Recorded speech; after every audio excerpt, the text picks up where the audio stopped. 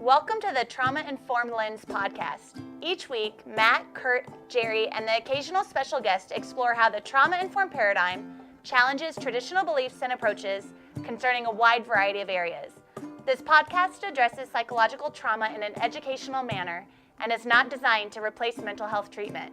If anything in this podcast makes you feel uncomfortable or anxious, please talk to a mental health professional.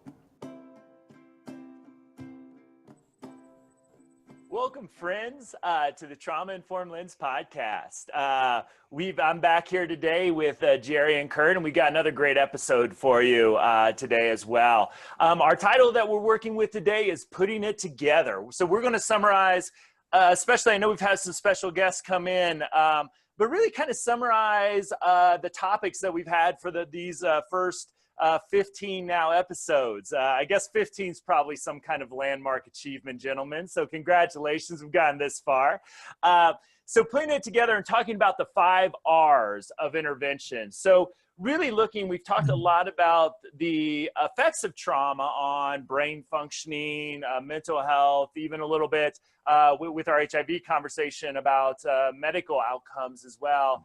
And so we're really going to sort of wrap these first 15 or so up with a conversation about ideas of how to structure interventions and some really key guiding principles to do that. So it should be a really great episode. And Kurt, I'm going to throw it to you to start us out with the bright, shiny object of the week. What are you thinking about this week, my friend? Well, I'm sitting at home this morning, and it's cold and snowy outside, and really cold out. It's super cold. And I have a book that I've been reading that I was going to talk about my bright, shiny objects, but my dog just came over and sat down next to me, and I was like, oh, that's a little bright, shiny object. Oh. He came over to check on me and make sure I was okay. So usually my reading tends to be very scientific material, journal articles, research articles, pretty heavy books about neurobiology or leadership. And I decided to take a little break from that, and I bought a children's book with stories from the Buddha. And I've been listening to that on my way to work every single morning. It's basically a bedtime storybook, and it has maybe 30 or 40 different stories I think the book is called Stories from the Buddha. But it's just been so great to listen to that and have some of these little anecdotal stories to highlight things about, like, when something new comes into your life, sometimes something old goes out, or when you lose something, it creates space for something new to come in. Some of those stories have been really great to just listen to while I'm fighting the traffic to get to work, and I've really enjoyed that as a process. So that certainly has been my bright, shiny object for the last couple of weeks. Once again, Jerry, this is why Kurt is my wife's favorite podcaster. No offense to us, but children's books and dogs. All I do is talk about where emotions come from and the French Revolution. That's what I'm reading right now. So once again, Kurt, you are my wife's favorite podcaster. Jerry, help me out here, my friend. What are you thinking about this week? You know, I had a week. I lost a family member. But in the midst of that process, hospice was involved with it. And the importance of relationship and the importance of people guiding you through difficult times and buffering you through the stress of loss. And I think that one is just a shout out to people who are doing hospice and the important role they play in people's lives, but also the importance of relational connection as we kind of get into the holidays and, you know, get crazy and stressed and do all sorts of things and think we have to buy all sorts of presents. You know, really just being present with people that you're connected to and love and cherish is really the most important part of the holidays. So really my bright, shiny object is really not this week about loss, but really about connection. It goes about your Buddha story. Yeah. And I know Kurt and I were thinking about you with your family, and if anybody's ever had a chance to meet Jerry's, I may have met all of your kids at one time or the other, but somehow he got this amazing woman to marry him. And I've met his daughter a few times, and she's just an incredible human being. So even though we were worried and thinking about you, I knew you were surrounded by love. And so that was always nice to know that you're surrounded by that family of yours that you've created. So welcome back. So my bright, shiny object of the week is I've had a really cool December, just sort of in general. I started out speaking at the World's AIDS Day conference in Pittsburgh, and I'd spoken at that conference 4 years earlier. And the next week I was speaking in San Diego to Family Health Centers of San Diego. And I had trained a similar group about 4 years ago on trauma. And it's just really cool to see and revisit this topic with folks, that it's still on their radar 4 years later, I think says something. And it's interesting to go back because issues change. When I go back to Pittsburgh, I see, and there was some great speakers on how the opioid epidemic is just destroying the Appalachian areas in Pennsylvania right now. And also the great innovations that we're having with HIV treatment. And so, even though the time is different and situations are different and things change, the Affordable Care Act, has taken hold in Southern California in a cool way. It's just really cool to revisit there as well. And to watch, what's happening. I did I believe I was kind of 9th training in Pasadena, California over the last 13 or 14 months. And just to see all the great work they're doing out there. And a special shout out, Young and Healthy is the organization that brings me out there. Mary, Whitney, Pickleball Patty, who we bonded over pickleball. And a special shout out to Liz, who I know listens to the podcast every week and just had back surgery, but she sounds like she's doing great. So Liz, we're thinking about you over the holidays. Hopefully you're still doing well. And I'm excited to come back out in January for another double IPA at the Stone Tasting Room with you. So get better, my friend, and hopefully you'll have a great holiday. So Kurt, I want to get us started on the topic today. So I'll throw it back to you to introduce us, and I'm looking forward to this conversation.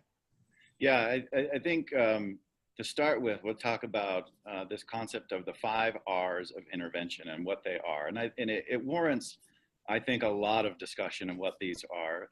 And I go through this list at times when I'm developing treatment plans or consulting on cases. And there are still times when I'm like, now what's rhythmic? Like, how does that work? And so it's something that really requires constant thought about how we make these things a viable part of our intervention strategies. But I think first is just to name them and make sure that everybody knows what they are. And the 5 R's are basically, the first is that interventions are relevant. And that to me means developmentally relevant. And second is repetitive. The concept of positive repetitive experiences is an incredibly powerful concept in intervention and the design of healthy environments. Third is relational, and that all of our interventions they take into account the relational needs of the individual. Sometimes that means that people need less relational interaction. Sometimes it means they need more. And so that's an important part of designing interventions. And then rewarding is one. Great slide, and I'm happy to share it. I think I got it from you, Jerry, about all the different environmental activities and events that cause a release of dopamine in the reward circuits of the brain. And there are a lot of those, and our environment should have a lot of them in it. And so that's a great concept as well. And then the last is rhythmic. And certainly there's a lot of overlap between these things. And one of the kind of natural rhythms of relationships is that we engage and then we disengage in relationships and then we re-engage. And at times it can be really important to make sure that we get that rhythm actually done correctly. So those are the 5 R's of intervention. And I have a couple of experiments that I use in presentations. My style is I like to describe an experiment and then make points from that experiment. So I have 2 that I talk about with these 5 R's. And the first one is about repetition. And it really highlights the importance of how a repetitive event can make a big difference and how quickly those repetitive events can pile up when we get them right.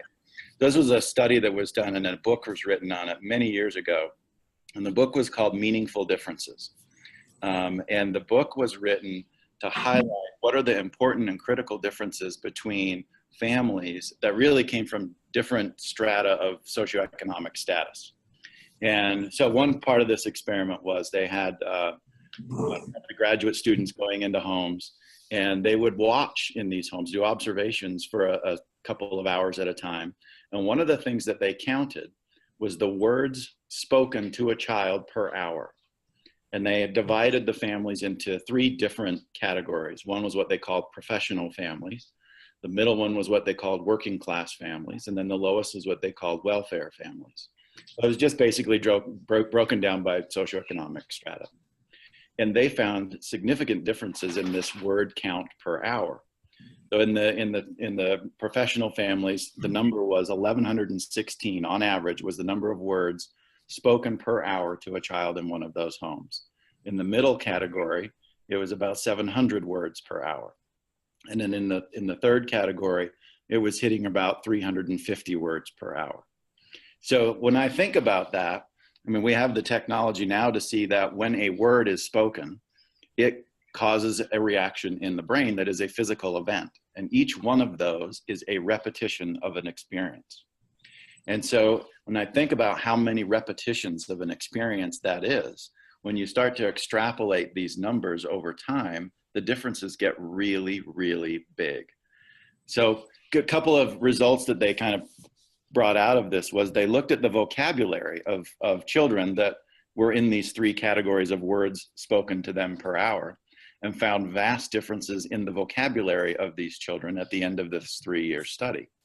And of course, big differences, right? Children without being spoken to a lot had much lower vocabulary levels than those that were spoken to a lot. Not a big surprise that that would happen, but pretty cool that they quantified it in this way. So I took this and I extrapolated some of these numbers out over a 3-year period, which was this study.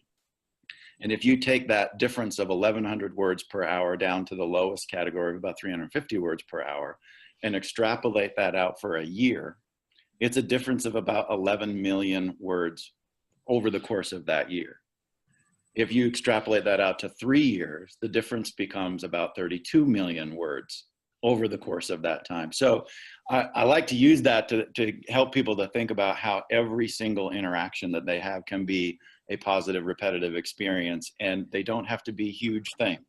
They can be very small things, and they pile up in a positive direction very, very quickly. That's the kind of the study and the experiment that I use to talk about repetition.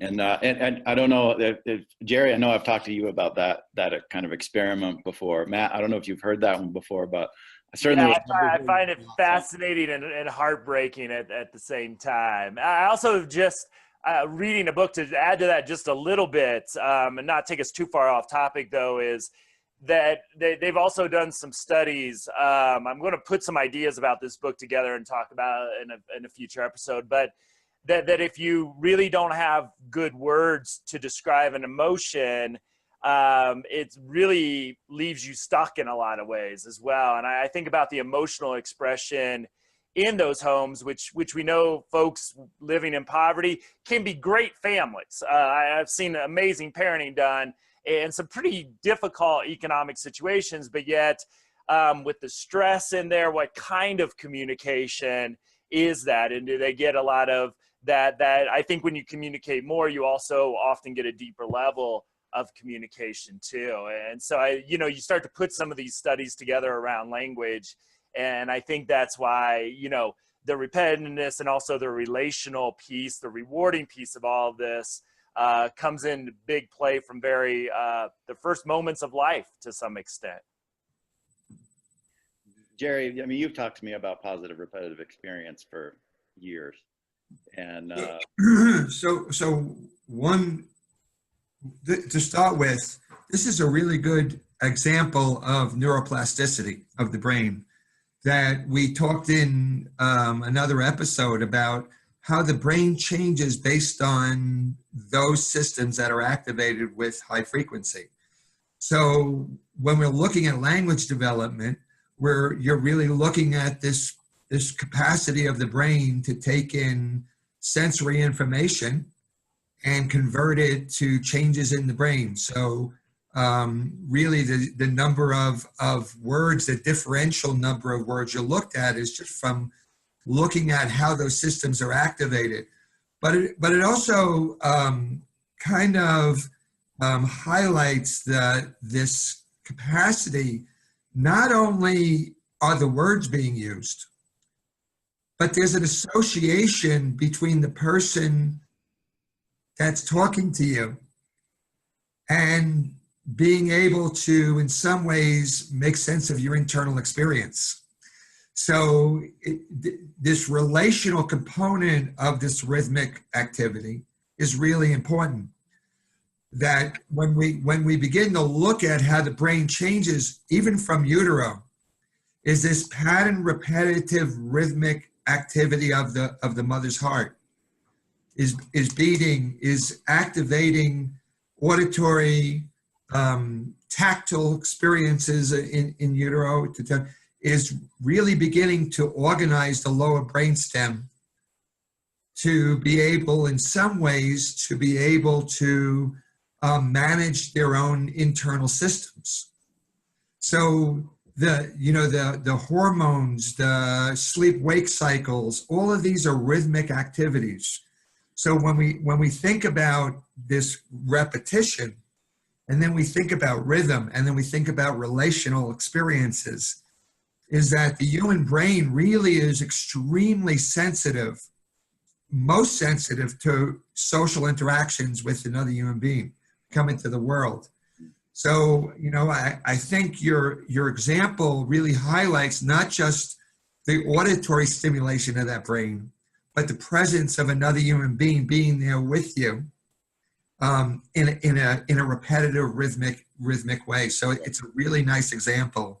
Yeah. Kind of looking at some of that, and that rewarding. It's not. I spend 1,100 words per minute yelling at you. Right. It's a rewarding experience, so that the brain really, the stress response is being regulated, and the cortex is open to that experience during that time.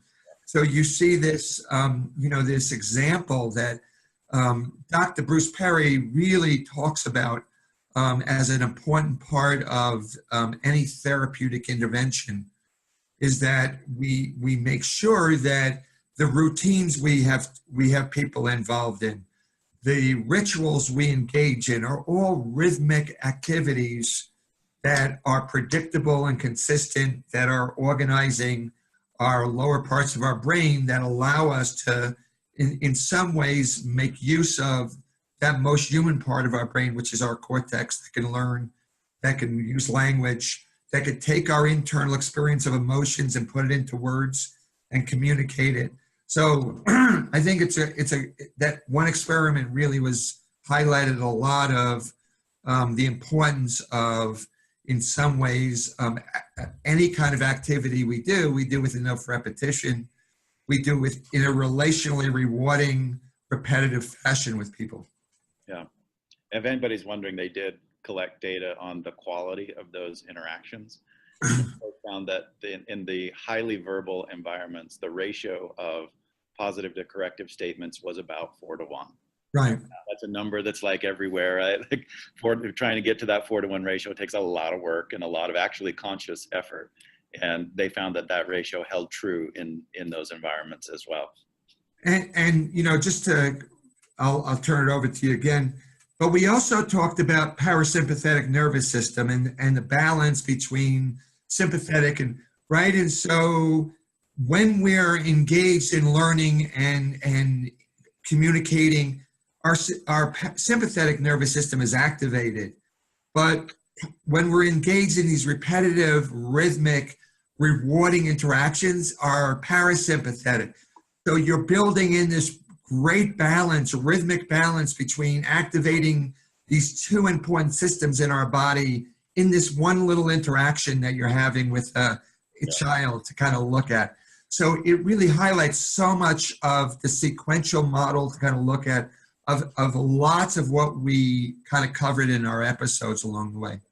You know, it's making me think of this slide that I have, and I got it from you, Jerry, about the concept of copeability, about a balance of internal versus external resources and internal versus external stressors, and how those two things need to, it's almost like an equation, right? Which I love, of course. I love math. So that one was a great one for me.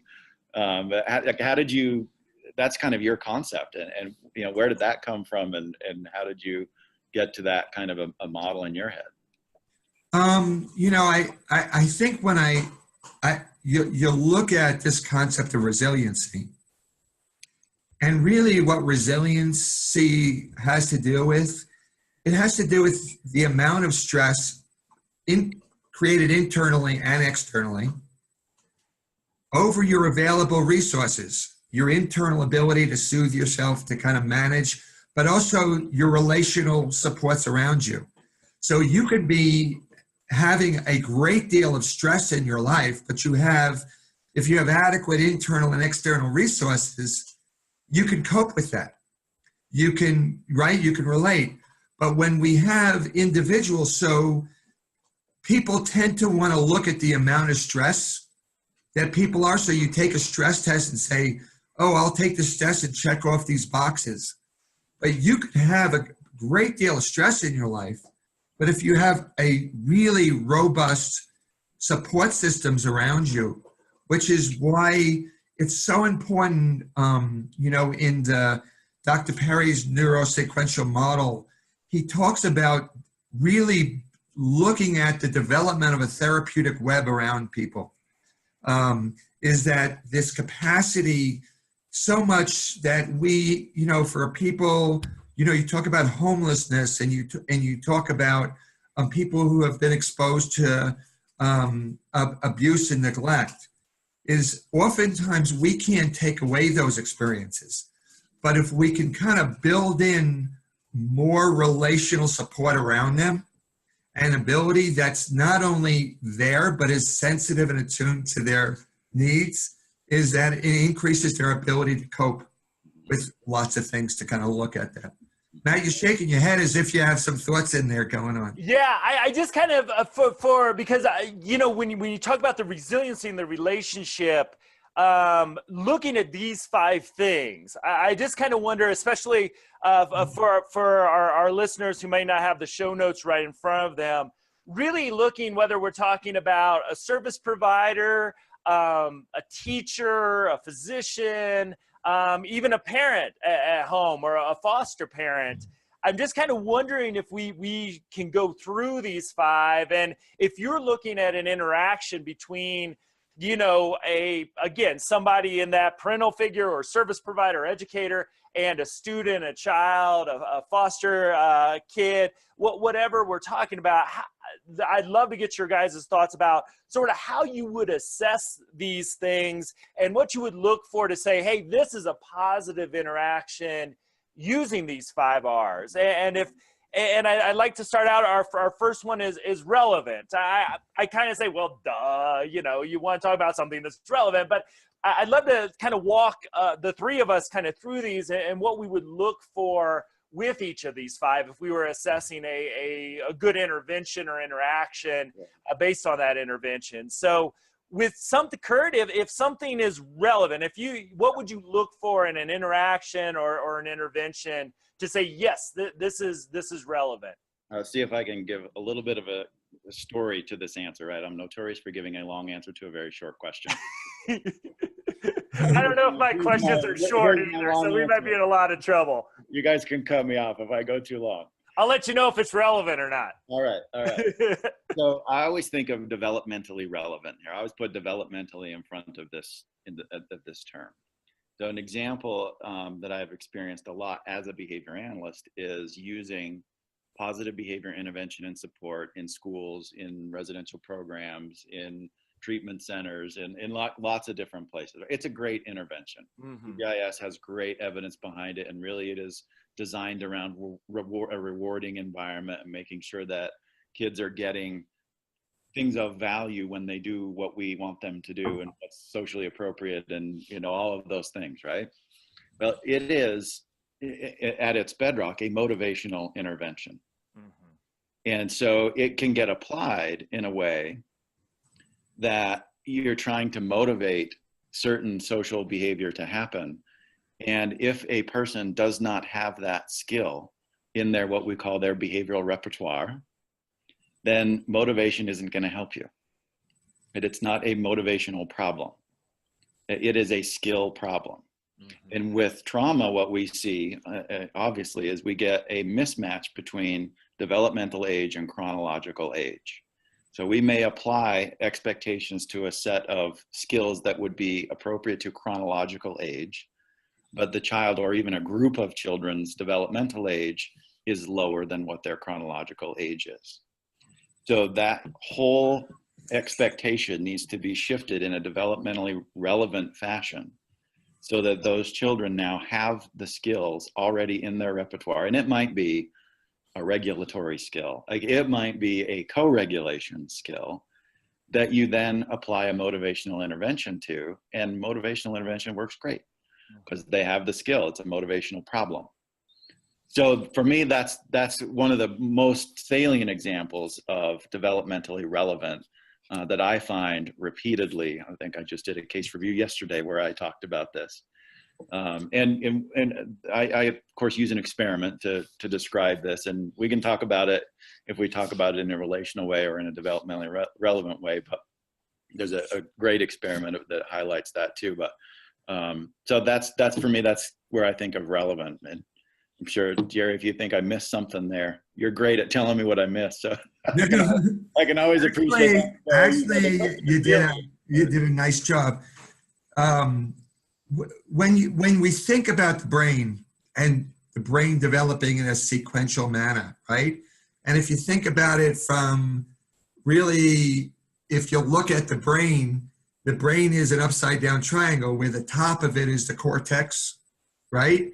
That is all the things where language, self-reflection, self-awareness, ability to kind of set goals and plan and do all those things you talked about, those social behaviors that you kind of look at.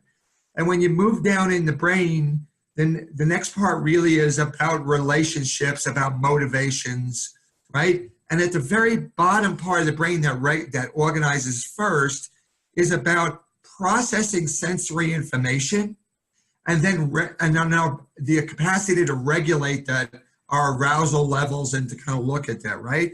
So if we think about relevance, our interventions can't start with hitting the cortical language-based interventions if the individual has a sensory processing issue and they can't manage sensory information, or they can't regulate their physiology or their emotions or their, right? And then if they can in some ways accurately communicate and engage in relational interactions, and then you could get to these cortical reasoning kinds of things.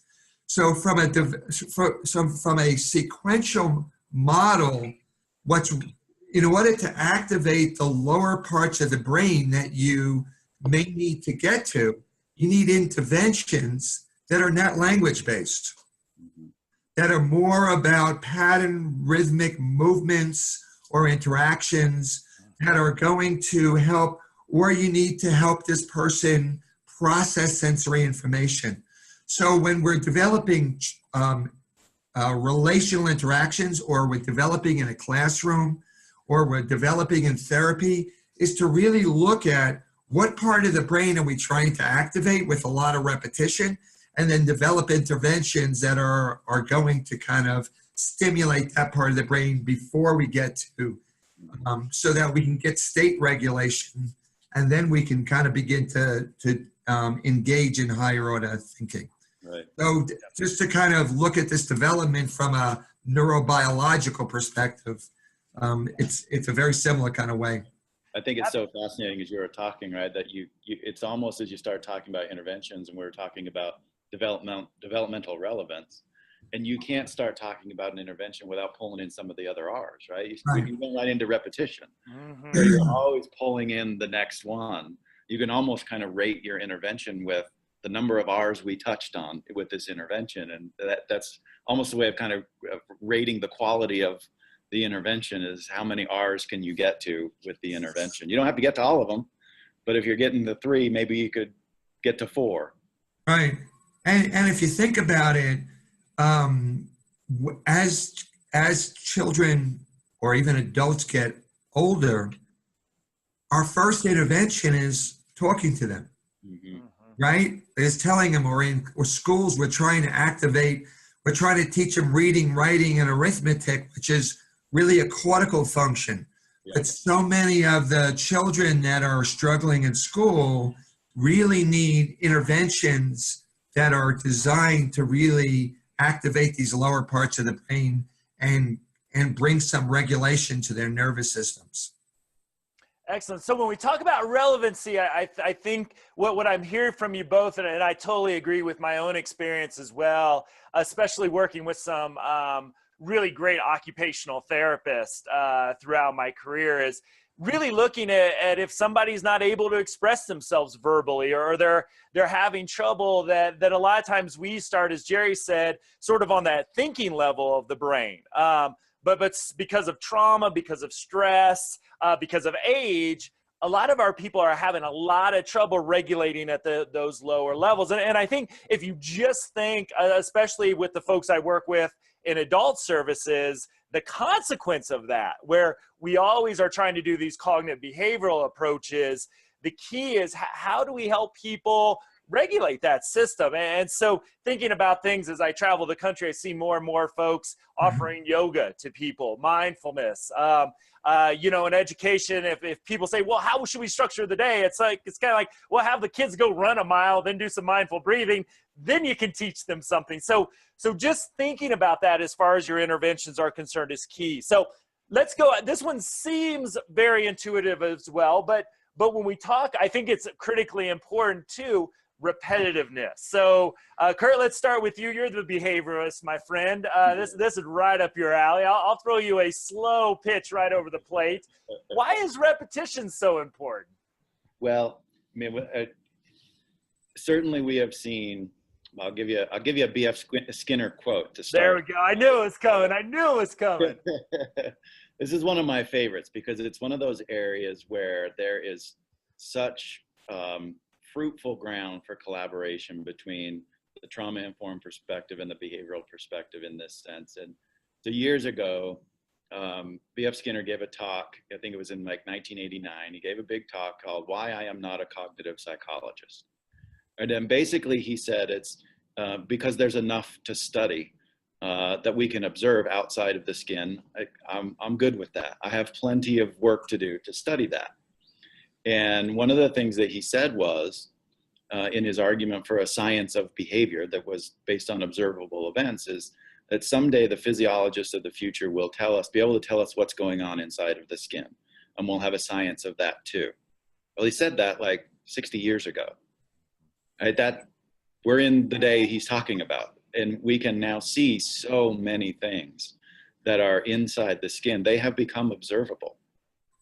And so for me, my advisor from grad school, Jim Johnson, would probably disagree with me in the definition of behavior. But one of the major components of a definition of a science of behavior, what's an appropriate subject matter, is that it is measurable and an observable phenomena. The other part of a definition of behavior, that it results in measurable displacement in space through time, right? So that makes it, so it has to interact with the environment in order for it to be behavior. But we can now see these things that are happening inside the skin, and they have become observable and they have become measurable. So you can have a science of those events. And I just love that part. And what we have learned, of course, is that what happens inside the skin follows laws, just like what happens outside the skin. And it has a predictability to it, and we can measure it, and we can understand it, and we can study it, and we can develop technologies around it. We can understand how all of this works.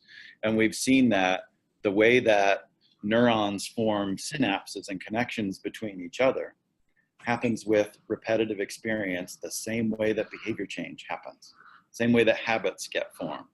And it's really the biological substrates of habit formation and behavior change. We understand it pretty well, actually, in how it happens. I love this great video. I think I watched it on YouTube of a dendrite actually being an axon being created between two neurons, and it just showed that as they were flashing a light, this connection happened with each, got a little bit longer with each flash of the light, and I was like, it's just like what I do when I shape behavior. It's exactly the same thing.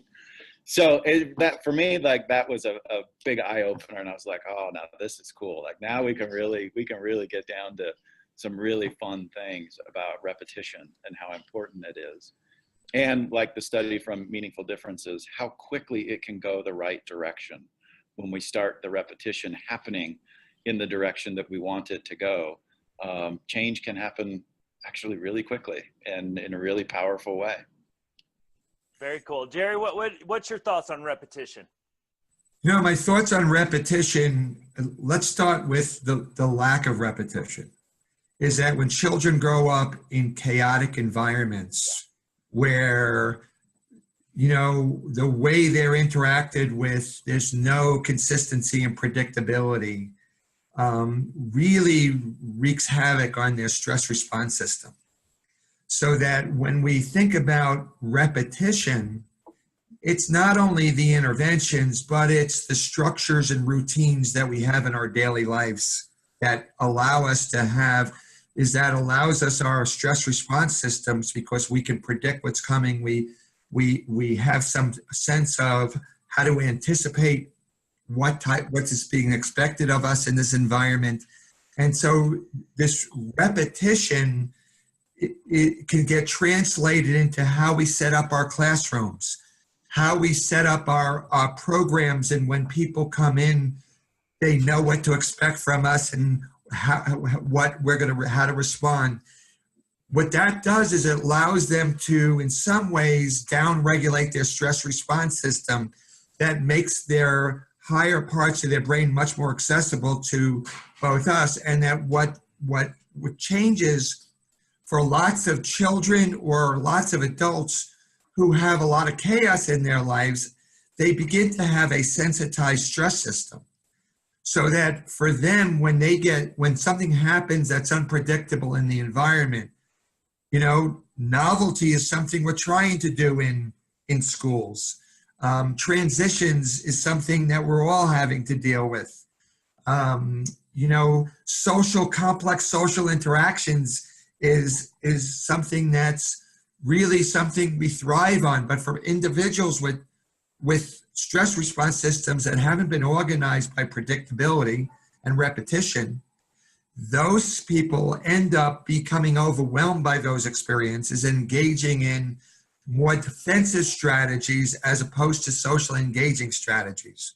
So when you take what Kurt talked about and put it into the real world, this concept of repetition is why it's so important to have rituals and routines and predictability and consistency in classrooms, in schools, in our programs, in our social. Because when you ask a child, you know, what time it is, young children say it's dinner time. They know, they organize their experiences by when there's no organization from repetition in their lives, they have a hard time making sense of their world, and having any sense of self-efficacy, having any ability to feel safe and secure. So repetition really builds in the things we want, but it also creates a sense of safety that's so important for all the other interventions that we have to kind of look at and do. Absolutely. And just to reinforce that too, this is why clearly stating our boundaries is important. And one of the findings that really hit me that I wish I knew when I was helping run school programs in different settings is that a lot of times because of trauma and because of that chaos, a lot of people grow up not understanding cause and effect necessarily. They because their lives was so chaotic. So making sure, and for the educators listening in this room, especially with smaller kids or working with highly traumatized populations, you know, if I were to go back in time and say, what would you do differently? I would review the rules at least once a day, maybe with smaller kids, maybe in the morning and even the afternoon, and talk about why those rules exist. Same things if you're working with adults in programs, why we have these boundaries, and going over those expectations. I don't think you can really do that too much. And if somebody tells you, okay, stop it, I get the rules, hey, you've done a really good job repeating those and building, as Jerry said, that safety at that point. I want to move us on for time because I think we've talked about relational piece of this in depth in episode 9, the beginning of this episode, and also episode 1 through 14 already. The stronger the relationship, the better the outcomes. I think we've really done a good job talking about that as a key foundation to anything that we would call trauma-informed. But I do want to move on. Boy, I'm throwing another soft pitch over the plate to you, Kurt, as a behavioralist. The rewarding piece of this. I think we all agree. You mentioned the study about the ratio of positive to negative reinforcement, but I just want to spend some time to make sure everybody understands why this is such a critical piece of any successful intervention. So, Kurt, again, from that behavioral perspective, ding that bell and give us some food, my friend, so we can drool. Sure. I'll try and go through this quick experiment that was done in like 2003, and I'm happy to throw a link up to it. It's a great study, and it was comparing parent-child interactions in a little experimental room on the production of vowel and consonant-like sounds among infants at an age where they were just at the age where the vocal musculature was maturing enough where they could start to make the shift from babbling into what was called canonical speech. And so it's where you can start to discern a pattern in the sounds. And one of the real cool things that they did, and this is a science kind of geeky thing, is they measured it with infraphonology, so that it wasn't somebody's judgment about, oh, that did sound like a vowel, or oh, that did sound like a consonant. It had an audiological signature that's very specific to if it sounds like a vowel or sounds like a consonant, and they measured that. And of course found that parents were actually quite accurate at recognizing those two different types of sounds. So they had two groups of parents. There was a parent and a child dyad, and then they had a yoked control condition. So in the first group, which was the group where they gave them the instruction to be in this room, explore the room, and then when their child made a sound that sounded to them like a vowel or a consonant, to smile and move closer to their child. Not to emit any sounds of their own, right? So they wanted to take imitation out as a confounding variable. They just wanted to test the effects of contingent caregiver interaction as a reward to the production of certain vocal sounds. And so they did that for 10 minutes, videotaped it, and marked on the videotape, 1, how accurately the parents identified the sounds, and 2, how often did they, and when during the session did they smile and move closer to their child. And then they mapped that exact pattern of interaction onto this yoked control set of parents. Whereas another parent-child dyad put them in the room and said, we're gonna put a little earpiece in your ear and we're gonna tell you exactly when to smile and move closer to your child. And it matched the exact pattern and timing of the dyad that they were yoked to. So it was not contingent on the child making vowel or consonant-like sounds. And they showed very conclusively that when it was contingent, there was actually a relationship between what the child did and the caregiver response. It increased the production of vowel and consonant-like sounds a lot. And the children who were in the group where they got the same number and exactly the same timing of caregiver response, but it wasn't contingent on what the child did, the connection was not made between those two environmental events, and they didn't produce any more vowel or consonant-like sounds. So the brain is just, and our whole bodies are wired this way, in that to be responsive to environmental input changes how we interact with the environment. And this relationship between the two, it's the bedrock of behavioral science. And it's so important that that connection get made and that the timing is correct in those things. Really that, and from an attachment perspective and a development perspective, I love this study because it shows how when caregivers see skills in a child or behavior of a child that is a little bit developmentally advanced given their chronological age, we feel really good about it. We want to go hug them. We want to go pick them up. We want to smile and move closer to them. We want to interact with them. And that contingency That relationship between what the child does and what the caregiver responds as pulls that child in the developmentally advanced direction. So it actually enhances development and can enhance the speed of development in addition to just physical maturation processes. The contingency between caregiver and child enhances that developmental process. And when it doesn't happen, it slows down the development process. And as kids get more of a gap between developmental and chronological age, we start to see things that a child does that is developmentally less advanced. And we as caregivers don't feel good about that.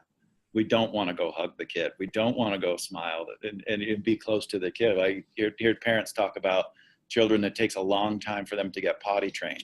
And when it becomes developmentally less advanced, they get mad about it. They have very different feelings about it. And it can certainly lower the interaction, the caregiver interaction, and change the quality of the caregiver interaction between parent and child, which changes the contingency on the child getting and being pulled in a more developmentally advanced direction. So that, for me, is one of the great examples of why a rewarding environment is so important. And that is the way that it actually enhances development in that way. So that's a great study that I love to use a lot. Very cool. Jerry, anything to add to that? Well, not a whole lot. That was a great example of it. You know, other than taking it again and saying, so what does that mean for us when we're dealing with somebody in school, somebody in therapy, is how exquisitely sensitive our neurobiology is to nonverbal cues, right? And so in this interaction, really, there was no language communicated, but there was this facial expression that this internal state of the caregiver created an internal positive state in the child that moved them forward in development. And so in classrooms, in your therapy, is to be so aware of the nonverbal cues that we're giving in terms of how we're engaged in that, going back to this relationship. It's not just the relationship, but I'm actually paying attention and excited about what's happening inside of you. And I think that it's not just rewarding for the child, but children get rewarded when the adults in their lives are happy. And so when I feel special, I can feel special about myself, right?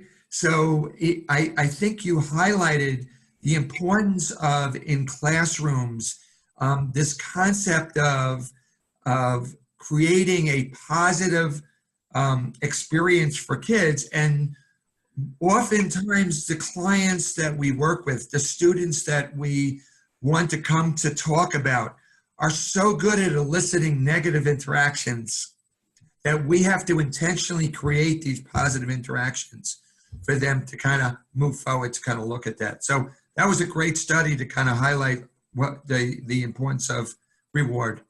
Certainly Absolutely. one way to think about the way that we need to create those interactions is that's why we have a treatment plan. Right. But that's what that treatment plan is for, is to highlight the way forward through what are the positive repetitive experiences that need to happen. And we have to sometimes write that down so that all the adults aren't just driven by their emotional reactions to what the child or the client is doing, but they're also organized by some cognitive information and some rules about, oh, for this person, this is developmentally where I need to be and what I need to react to pull them and catch them up to where developmental age can start to match chronological age. You know, I think that's really important, but so many of the important interactions, there is no treatment plan, right? So you have a teacher, you have a case manager, you have the power of them having these positive, rewarding interactions with, it is so therapeutic that for our clients is that, yes, we could have this therapy, but the number of repetitions that a teacher can have with a student could be detrimental in terms of if it's kind of organized by negative interactions, or it could be so positive and rewarding for that child or for a case manager when they go out and have these positive interactions with their clients out there. So I think it's important to kind of keep this idea in your mind that when we develop those positive interactions and we look at our clients and have these positive feelings for them, it's so powerful in terms of moving them along to make them much more amenable to some of the treatment interventions we're going to kind of looking at to kind of do it. I pulled it right back to the meaningful differences study about how many millions of interactions can you get on a moment-to-moment basis when you start thinking of things that way as a caregiver and somebody who's interacting. Right. So that's why I you know, when I go into treatment centers and talk about the power of those caregivers, you know, sometimes they think we're not the therapists, so we can't be therapeutic, or we're not the doctors. Some of the most powerful changes come within the context of these other rewarding special relationships that people have, which is why so much of the intervention has to be about expanding that social network for people to kind of feel connected and a sense of belonging. You guys have done a wonderful job talking about rewarding. I want to give you some props for that. Thanks, Matt. So I just want to add a few additional things and then make sure we have time, because I'm really interested in get your thoughts on the rhythmic piece as well. I use a study similar to Kurt, and this has just been hardwired in my brain ever since I read it. And this was done more with organizations, but also with students as well. Is they found the people that were the high performers, whether that was in a classroom or an organization or even an athletic team, got 5.6 times more positive than negative feedback. The lowest performers got 2.8 times more negative feedback than positive. And I just think about, as we talk about trauma-sensitive schools, you know, we think about the kid that's struggling in class. What's that ratio for them? And sometimes their behaviors make this incredibly difficult to hit these type of ratios, but I always love to round the number up. Think about that 6-to-1 positive to negative ratio. And for so many people I know, with the folks that provide homeless services out there, that and other services as well, they get so many negative messages throughout the day that there's just an emphasis on us through affirmations and any positives that we can show to counteract some of the shame, the sense of unworthiness that they've gotten both from their trauma and also from those societal keys as well. So we got about 10 minutes left. I'm interested to hear what your thoughts are on the rhythmic piece of this. If I were to name, you know, what would be the 5 R's, this would be one that maybe wasn't quite as obvious to me. So Kurt, I'll let you start out again with us. When you think about rhythmic, describe that to us. Yeah, I think a great example of rhythmic is if you watch how, even in today's episodes, we've become rhythmic in how we talk and who takes a turn and when we take a turn, right? Which helps us to be predictive about, ooh, I got to talk. Ooh, I got to have something to say, right? But we all do that. Like, it's a part of being a human being, and that living systems organize in that way, and social groups organize in that way, and that we learn how to create a predictable set of events that follow a rhythm. That is the definition of a rhythm, is the predictable flow of events. And so when we think about what we need to do to design environments for children, those kind of rhythms are really important for when we engage with them, when we disengage with them, and for sure when we re-engage with them. And I've seen one of the disruptions of that process being really relevant with teenagers who I've treated that have experienced a lot of adverse childhood experiences.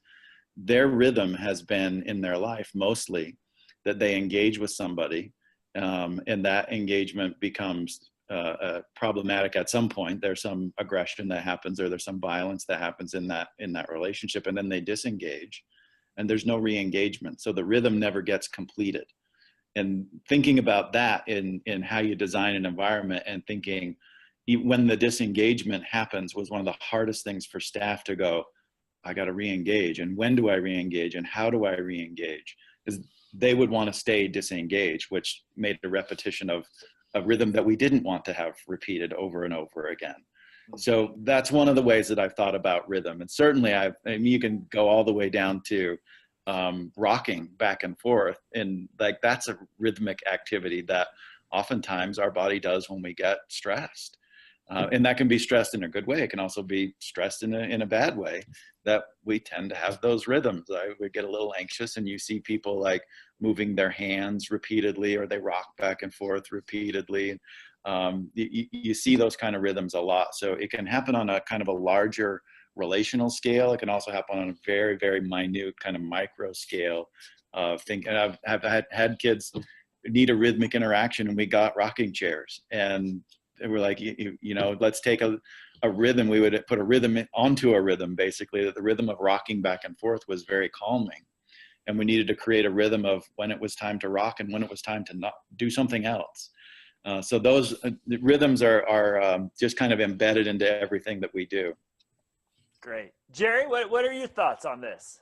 So I want you and the people listening to to think back to their preschool, to the songs we sang, to how we learned, to how we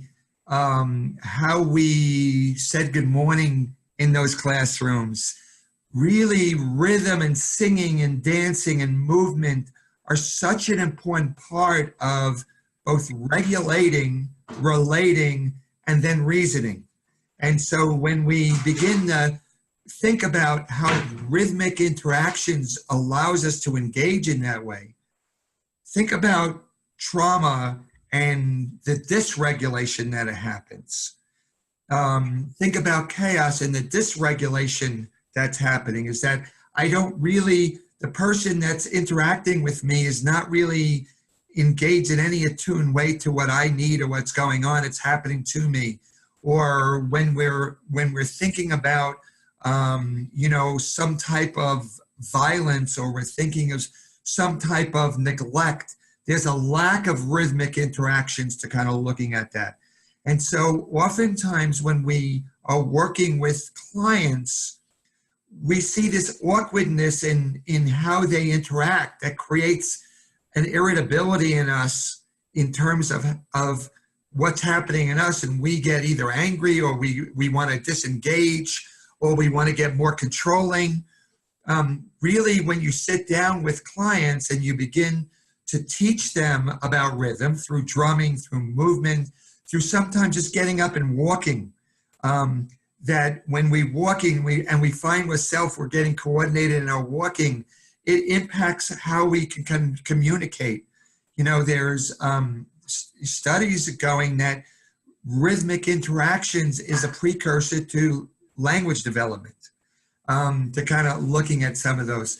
So when we build that into our approach to working with our clients, we begin to realize that sometimes when we're irritated, or it's because the rhythm isn't working in our relationship.